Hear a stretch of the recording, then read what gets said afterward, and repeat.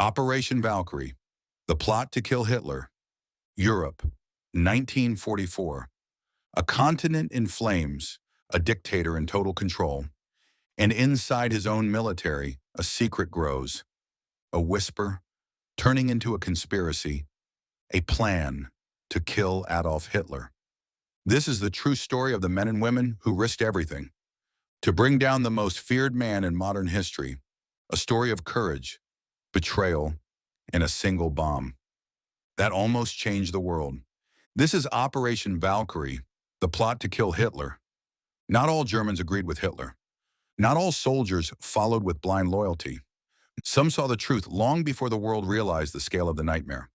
The roots of the conspiracy go back to 1938, to a group of officers horrified by Hitler's aggressive expansion.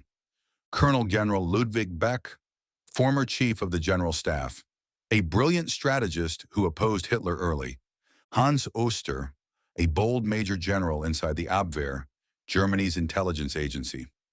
Ulrich von Hassel, a diplomat who sensed doom in Hitler's reckless ambitions. Karl Goerdeler, former mayor of Leipzig, who believed Germany was heading to catastrophe. But one man would soon become the heart of the entire operation, a man with steel in his spine and fire in his eyes. Colonel Klaus Schenk Graf von Stauffenberg, North Africa, 1943. A column of German vehicles moves under the burning desert sun. Among them, Klaus von Stauffenberg, a handsome, sharp-minded officer with a reputation for brilliance. But a British airstrike changes everything.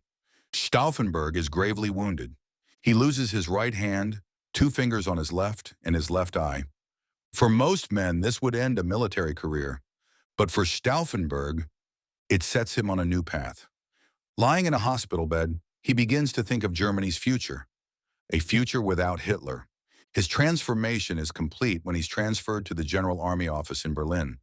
There, his ideas collide with the anti-Nazi conspirators. He becomes convinced Hitler must die, or Germany will be destroyed. To kill Hitler was one thing. To control Germany after killing him, that was the true challenge. The conspirators needed a legal, military-approved plan to seize power instantly. And they found it. Originally written by the German Army Reserve, Valkyrie was a contingency plan.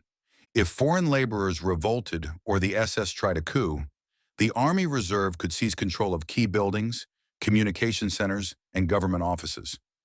Stauffenberg sees the opportunity of a lifetime. If Hitler is assassinated, the chaos could be blamed on the SS. Valkyrie could be activated. Army units would unknowingly help the conspirators take control. It's bold, risky, brilliant.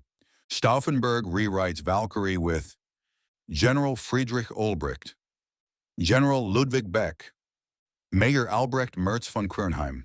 They craft a legal coup, disguised as an emergency response. By mid-1944, the conspiracy grows like a shadow across the German military. We meet the core team, Henning von Treschow, the mastermind of early attempts to kill Hitler. Helmuth Stief, who keeps explosive materials hidden in his office.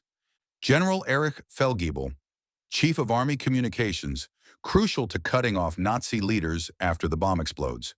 Werner von Haaften, Stauffenberg's loyal adjutant, prepared to die with him. Even inside Hitler's own headquarters, the Wolf's Lair, sympathizers exist. But the Gestapo is everywhere. Listening, watching. Every meeting is a risk. Every document could be a death sentence. Yet the conspirators push forward. Hitler seems almost impossible to kill. March 13, 1943, Smolensk. Treschow plants a bomb on Hitler's airplane. It fails. The detonator freezes in the cold.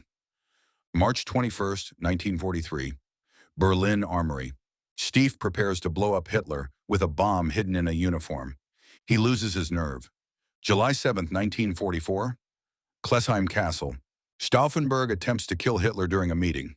Himmler is not present, and Stauffenberg insists both men must die. He aborts. Time is running out. The Allies are closing in. Germany is collapsing. The conspirators realize they cannot wait for a perfect moment. They must act now. Morning, July 20th, 1944. Klaus von Stauffenberg and Werner von Haaften fly to the Wolf's Lair in East Prussia. Stauffenberg carries a briefcase containing 2 blocks of British-made plastic explosives.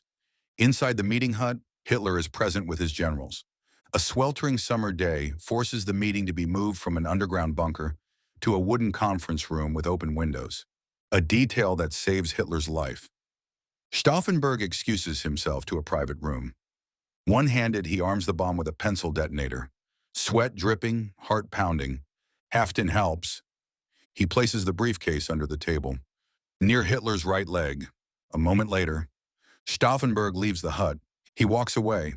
Faster, faster. Chaos erupts. The hut collapses.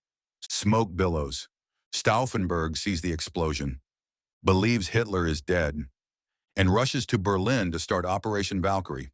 Berlin, confusion, fear, slow communication, and a fatal mistake. Hitler survives. The bomb killed 4 men, wounded many others, but a thick oak table leg shielded Hitler from the blast. General Feldgiebel tries to cut communication lines, but he cannot stop everything. Rumors leak out. The Führer lives.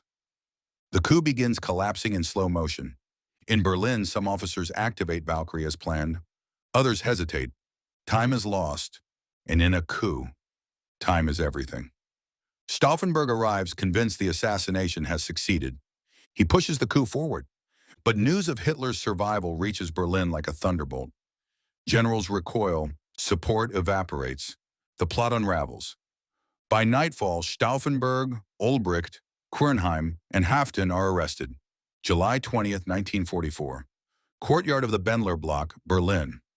Stauffenberg and his comrades are brought into the courtyard. No trial, no last words. Only a moment in the dark. As the firing squad raises their rifles, Stauffenberg shouts, "Long live sacred Germany!" Gunshots echo through the night. The rebellion ends. In the following weeks, Hitler unleashes brutal revenge. Over 7,000 people are arrested.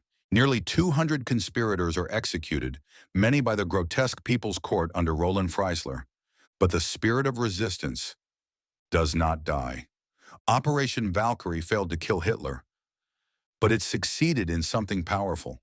It proved that inside the heart of Nazi Germany, there were men and women willing to risk their lives for a better future. Today, the yard where Stauffenberg died is a memorial. His name represents honor, courage, and the belief that even in the darkest times, there are those who choose to stand up for what is right. Hitler survived July 20th, 1944, but his empire collapsed less than a year later, and the conspirators of Operation Valkyrie, Beck, Treschow, Ulbricht, Stauffenberg, live on as symbols of resistance against tyranny.